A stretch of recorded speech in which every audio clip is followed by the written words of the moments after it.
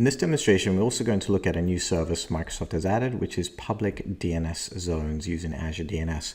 So let's head over to the Azure portal to begin. Now, this is a really easy service to set up. All you need to do is go over to All Services, type in DNS, and click DNS zones for the public DNS that we're going to do here. And then simply click Add to create our DNS zone. And so what we'll see here with the blade, usual things, subscription. So I'm choosing my subscription. Put in a resource group. I'll create a new one here called SL-DNS.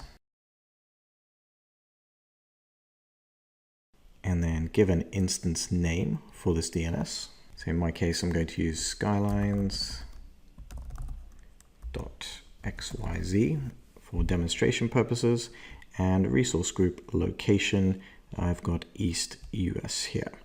So let's go ahead and review and create. And click create. And that's already completed. So if we go over to DNS now,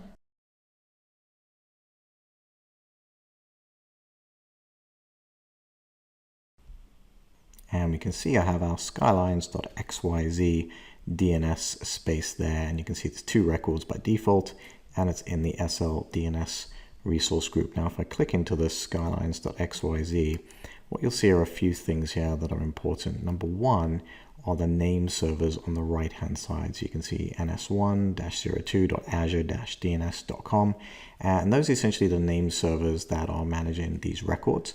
And if you want to actually use them with an actual domain, like perhaps you've registered a domain with GoDaddy, you will need to basically go into GoDaddy and adjust your configuration to point to these DNS name servers for that to all take effect. But we can also go ahead and create some records here. If I go down, you've got some of the default records that are created with DNS zones. But let's say I just want to test this out. Let's create a record set. And we'll create an A record, and we'll call this test.skylines.xyz. And we'll do an A record. And it supports other types like the AAAA, which is for IPv6 addresses, and C names for aliases as well. But we're just going to do an A record in this case, and just going to leave the time to live as 1 hour and choose an IP address. So perhaps I want this to point to 10.0.0.5 as an example. And I'll click OK and let that run. And then what you can do is open up a command prompt on your machine, actually point to this name server for DNS lookup, and actually, type in that address, and we should find it. So we can see the record below, the test record there, which points to 10.0.0.5. But let's open up our command prompt and do ns lookup test.skylines.xyz.